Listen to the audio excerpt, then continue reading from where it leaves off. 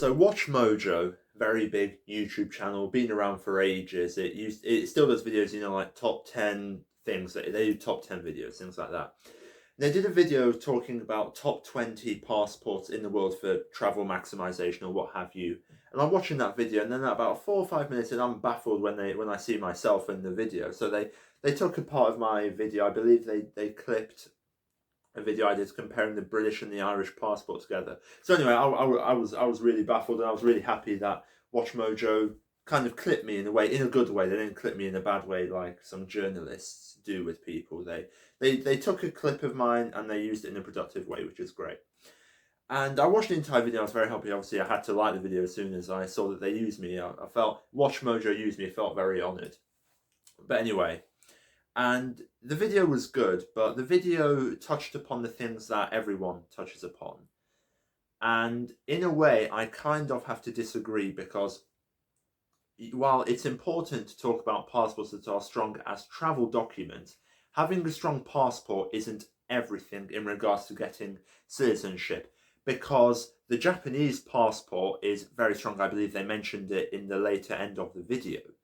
But if you don't want to live in Japan, if Asia doesn't really seem like the place for you, then why bother getting a Japanese passport? And it isn't just about that. It's also about, there are things that are more worth looking at in regards to citizenship and passports than just how much can you travel with this document. For example, the US passport isn't the strongest passport in the world, but it's still a fairly strong passport. It's certainly a very desirable passport, especially on the international sector. But there are things that you need to know about it. For example, if you're not too keen on global taxation, then the US passport or the Eritrean passport probably isn't the one for you. If you're not a fan of a country that doesn't allow dual nationality, okay, Singapore has a very strong passport, but look, you're not going to be a dual citizen with Singapore and another country. That's just not going to happen. If you're not a fan of countries that tell you, hey, you can't renounce your citizenship, which I don't really think is the end of the world. It obviously depends upon the country, but if you think it's absolutely vital for you to have the choice to be able to renounce a citizenship anytime you want, then Argentinian citizenship probably isn't going to be the one for you. If you want to live in Argentina for the rest of your life, great, perfect passport for that. But if you want to use it as a travel document, it's a good travel document. But if you are concerned with the fact that they're not going to allow you to renounce citizenship, then there are other passports out there that will be much more catering to your needs. You know what, obviously it is important to talk about how much you can travel with this passport. You shouldn't really want to get a weak passport ever unless you want to live in that country for the rest of your life, but that isn't really an expat lifestyle at that point. There are other things to consider, like I said. There are passports that have the best of everything. In my opinion, the Irish passport is one of the best passports in the entire world in regards to everything.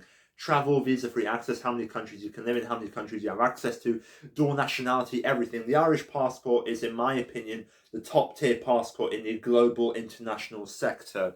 To me, it's more desirable than any other passport in the world, in my opinion. Now, yes, there are some benefits and drawbacks to it, but to me, the Irish passport really does set the example. But hey, look, if you're not interested in Europe, if you're not interested in the Republic of Ireland, why bother getting Irish citizenship, right? Yeah, you can say, okay, the Irish passport grants you access to the UK and the European Union. If you want to live in Paraguay, what good is an Irish passport going to do in that situation? I've touched upon this topic a couple of times, is that people in this citizenship space, I don't really think I'm in the space. I just make videos every now and then talking about it because I enjoy doing research on citizenship and what have you. A lot of people talk about how strong is this passport too much. There are other things to talk about. For example, another one, ease of access. Bruneian passport. No one ever mentions the Bruneian passport, even though it's one of the strongest passports in the world, especially in Asia. It's an unbelievably strong passport. It's a great passport, right? But it's pretty much impossible to get if you're a dude, right? So if you're a woman, you can get it after being married to a Bruneian citizen. But I believe the residency requirements even then are 15 years, so it's not an easy passport to get. It's a very strong passport, but okay, look, it's a strong passport, but it's very difficult to get, and it's pretty much impossible to get if you want to have a diversified passport portfolio. So is it as good of a passport at that point? Probably not. So just always remember, while you might hear someone say, oh, the Japanese and the Singaporean passports are ranked as the top 2 strongest passports in the world, just remember that there are more things to consider than just how many countries you have visa-free access to. And by the way, anytime you hear anyone saying, oh, this passport gives you visa-free access to 190 countries, guess what? There are about 193 to 97 countries, depending upon what countries you recognise or don't recognise. And if you take a look at the visa requirements map, there are well over 4 to 7 countries that require you to have a visa. Most of Africa, no matter what passport you have, you need a visa to go to most of North Africa in general, and Central Africa too. So always be a little bit aware that when they say, oh, this passport gives you access to 193 countries, visa-free access, that isn't true. Let me know what you think the best passport would be for your personal situation, and if you like this video, you can click right here, subscribe for this information on YouTube, and if you want to follow me and contact me, then be sure to follow me and message me on Instagram. I'll have all my social medias linked down below in the description. Thank you for watching.